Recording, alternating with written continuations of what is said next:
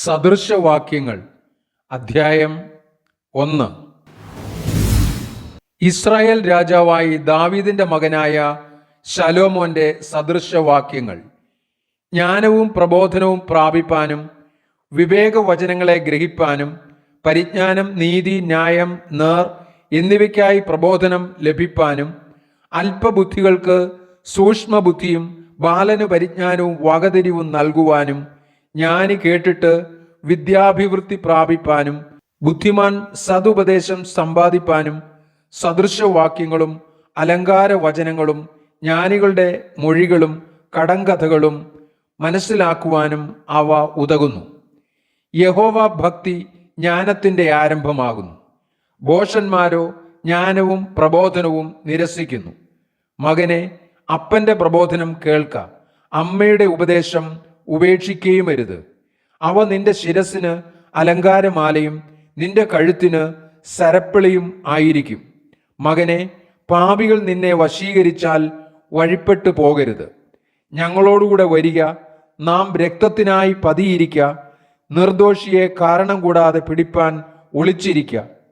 പാതാളം പോലെ അവരെ ജീവനോടെയും കുഴിയിൽ ഇറങ്ങുന്നവരെ പോലെ അവരെ സർവാംഗമായും വിഴുങ്ങിക്കളക. നമുക്ക് വിലയേറിയ സമ്പത്തൊക്കെയും കിട്ടും. നമ്മുടെ വീടുകളെ കൊള്ളകൊണ്ട് നിറയ്ക്കാം. നിനക്ക് ഞങ്ങളോടുകൂടെ സമാംശം കിട്ടും. നമുക്കെല്ലാവർക്കും സഞ്ചി ഒന്നായിരിക്കും. എന്നിങ്ങനെ അവർ പറഞ്ഞാൽ, മകനെ, നീ അവരുടെ വഴിക്ക് പോകരുത്. നിന്റെ കാൽ അവരുടെ പാതയിൽ വയ്ക്കുകയും അരുത്. അവരുടെ കാൽ ദോഷം ചെയ്യുവാൻ ഓടുന്നു. രക്തം ചൊരിയിപ്പാൻ അവർ ബദ്ധപ്പെടുന്നു. പക്ഷി കാണെ വല വിരിക്കുന്നത് വ്യർത്ഥമല്ലോ. അവർ സ്വന്ത രക്തത്തിനായി പതിയിരിക്കുന്നു, സ്വന്ത പ്രാണഹാനിക്കായി ഒളിച്ചിരിക്കുന്നു. ദുരാഗ്രഹികളായ ഏവരുടെയും വഴികൾ അങ്ങനെ തന്നെ. അത് അവരുടെ ജീവനെ എടുത്തുകളയുന്നു.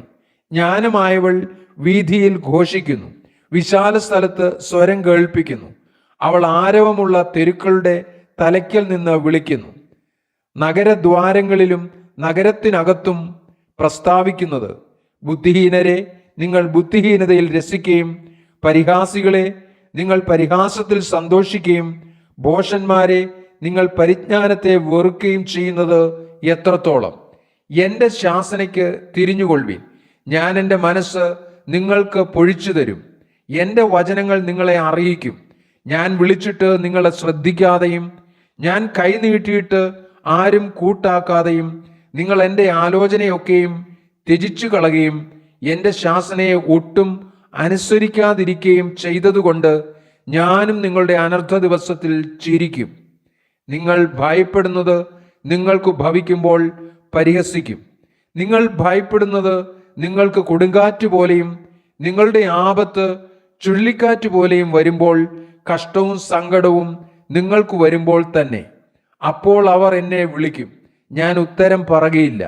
എന്നെ ജാഗ്രതയോടെ അന്വേഷിക്കും, കണ്ടെത്തുകയുമില്ല.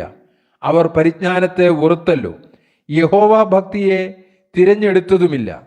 അവർ എൻ്റെ ആലോചന അനുസരിക്കാതെ എൻ്റെ ശാസനയൊക്കെയും നിരസിച്ചു കളഞ്ഞതുകൊണ്ട് അവർ സ്വന്തം വഴിയുടെ ഫലം അനുഭവിക്കുകയും തങ്ങളുടെ ആലോചനകളാൽ തൃപ്തി പ്രാപിക്കുകയും ചെയ്യും. ബുദ്ധിഹീനരുടെ പിന്മാറ്റം അവരെ കൊല്ലും. ഭോഷന്മാരുടെ നിശ്ചിന്ത അവരെ നശിപ്പിക്കും.